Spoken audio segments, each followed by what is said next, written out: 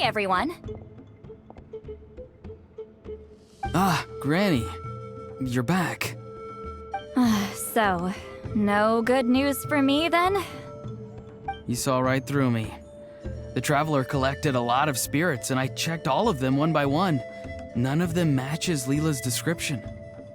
I figured. It was written all over your face. It's all right. I didn't exactly have high hopes for the needle-in-a-haystack approach anyway. Leela's condition is still stable, but we're not really getting anywhere. Well, luckily, I made some progress on my end. Leela's parents told me that he made a new friend recently, and apparently he's been out of the house for days at a time. On one occasion, they secretly followed him and saw him and his friend tinkering around with something at a camp. Yeah, some guy who goes by the name Kokuchu, dressed in what looked like Inazuman attire. Is this really all I'll need, Mr. Kokuchu? Based on my studies of the ancient texts, hypersensitivity is usually treated with desensitization therapy. So, I figure there's no reason it shouldn't work in reverse. Now, for a poor chap like yourself with no sensitivity to spirits whatsoever, you'll have to completely immerse yourself in spiritually rich substances for this to be effective. I'm electing to name this approach hypersensitization therapy. Is it risky? You're the spirit duffer, not me. I'm sure you're more clued up than I am on the potential consequences of brute force clairvoyance. Ultimately, it's your decision. All right, but I do have one last question. What's in this for you? People like me obviously don't have much clout in this tribe, so it's not like I can offer you much in return. You think I'm looking for a reward? Oh, my good sir, take a look at my face. Isn't the answer written here clear as day?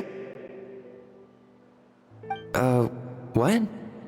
What's written there? Just a friendly guy who's happy to help. What? So some random guy from Inazuma just felt like helping Leela cure his spirit deafness? Hypersensitization therapy, huh? What a novel idea. Could that really work? Not on Leela by the looks of things. It's anything but novel. Our tribe used to offer it as a treatment once upon a time. As for this Kokuchu fellow, I'm sure he has his own agenda. He conveniently disappeared right after Leela got into this mess. Leela's parents gave me the address of the camp, so I went and checked it out. There were clear traces of spiritual energy. And also, look what I found. What's this? A broken shard. Probably from a weapon or some sort of ceremonial implement. You feel that? It might look old, but it has extremely strong traces of spiritual energy. Leela must have used this as his medium. It would definitely explain how a spirit duffer like him was able to trigger a clairvoyant experience. Wait, there's something else. It feels so familiar. I think this is somehow connected to my ancient name. Connected how? Is it like a shard of an ancient name? No, more like... I think this item might have belonged to a previous bearer of my ancient name. Okay, that's it. Granny's getting itchy clairvoyance fingers. I'm going to try using this shard as a medium. Cool, same as last time? The Traveler can use the Spirit Loom to record what you find on a woven scroll. Nope. Auroron can do the recording this time. Why? It's a safety measure. You have a better understanding of the spirit domain than the Traveler. If this really is a Sanhaj relic, you'll be better placed to deal with the fallout in the event that something goes wrong. Ah, see, Paimon? Told you Granny has a soft spot for the Traveler. Look at her not wanting to put him in danger. Meanwhile, I'm just a grandkid, so I'm expendable.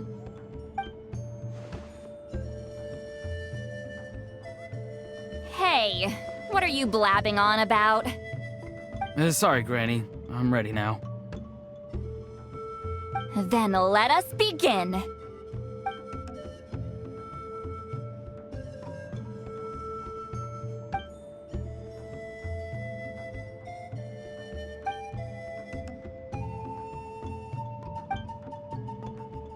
Alright, what's on the scroll this time?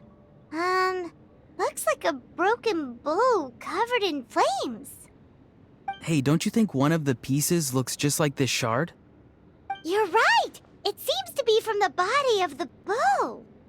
I saw a bow just like this in one of Granny's scrolls. Yes, it's the weapon Sanhaj used in the Battle of the Mare Javari. Good old Sanhaj. The relic's spiritual energy was fluctuating very strongly, but I wasn't in any danger at all. The Traveler probably would have been fine as well. Now that's a true hero, huh? Generations later and the stuff he used to own is helping to treat spirit duffers. I still think there's more to this story, though. Kokochu must have had his own motives beyond just treating Leela's condition. Well? Okay, we saw the full bow just now, right? Maybe he wanted to see it too, so he could track down the other pieces. I don't know if he'd have anything to gain by doing that. Even if they're Sanhaj relics, I still doubt he'd have much use for a broken bow. Also, why use a spirit duffer in that case? You're basically setting yourself up for failure. Huh? Leela's body is responding! Let me take a look. I can sense a spirit being drawn to the relic. Looks like Granny's plan is working. Leela's spirit is being drawn to the bait. In that case, let me try again. This time using both Leela's body and the shard as mediums. You can do it, Granny. I'm ready to go too. You got the itch too, huh? Plus, Auroron went last time. It's only fair to take it in turns. Fine by me. We know it's safe now, so you shouldn't have any problems.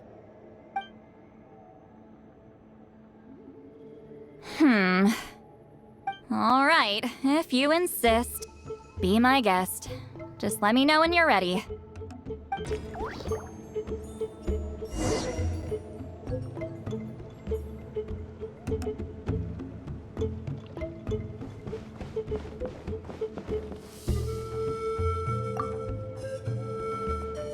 You ready?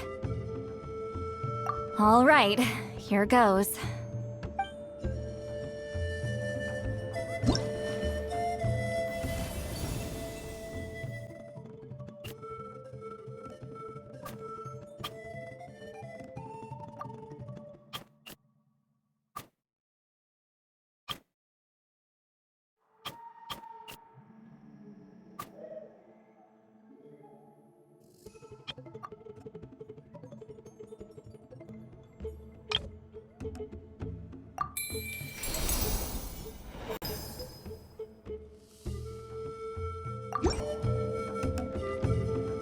Another image has appeared. This one is a map. A map? Of where? Could it be the Mare Javari? The Mare Javari? The Mare Javari was reduced to a desolate wasteland after that big battle.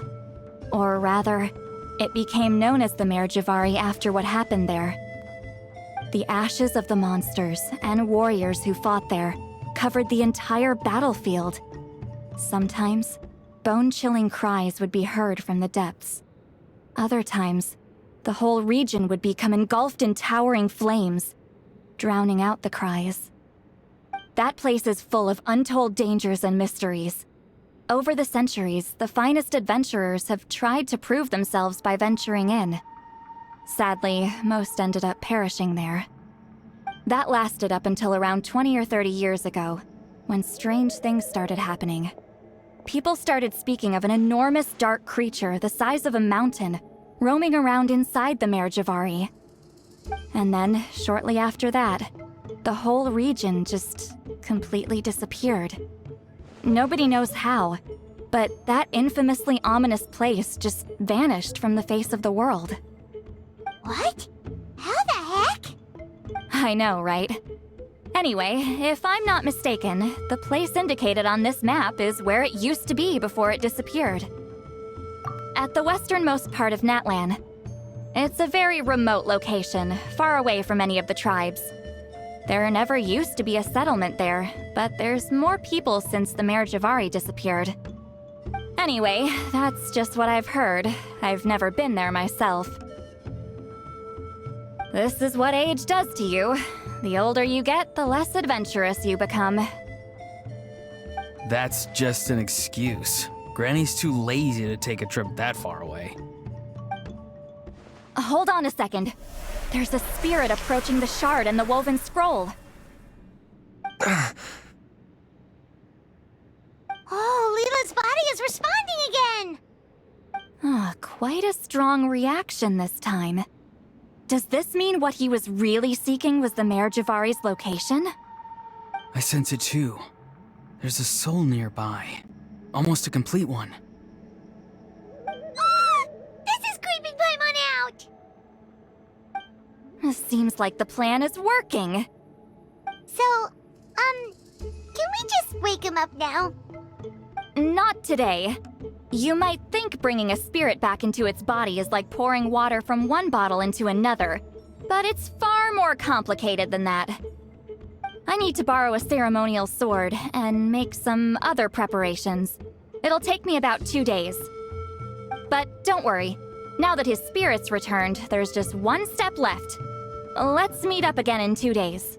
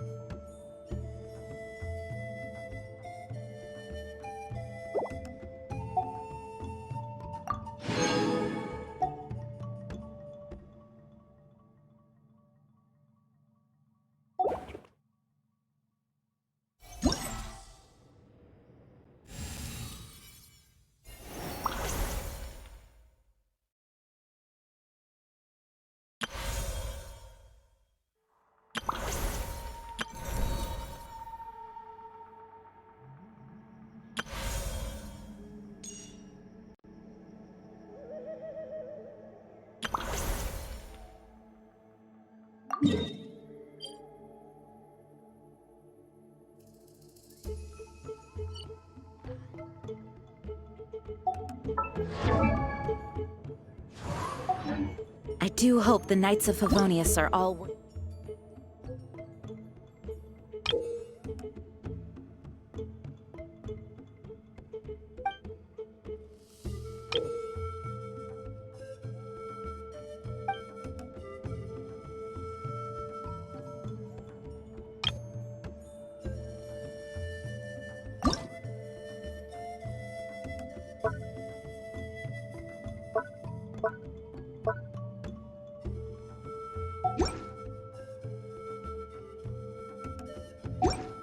working hard.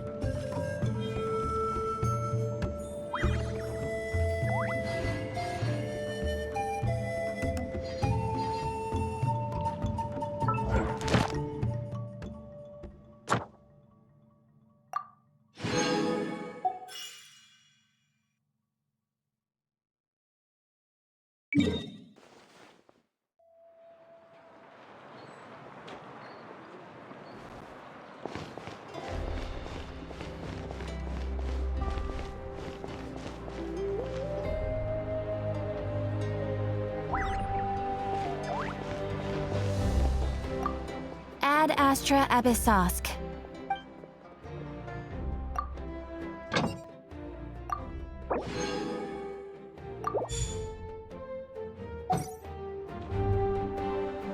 Ad Astra Abyss. Thank you for completing today's commissions. Here.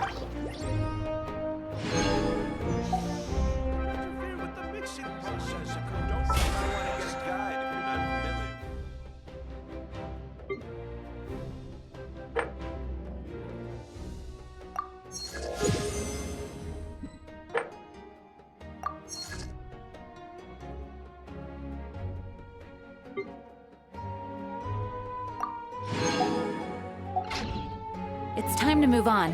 We shouldn't stay here.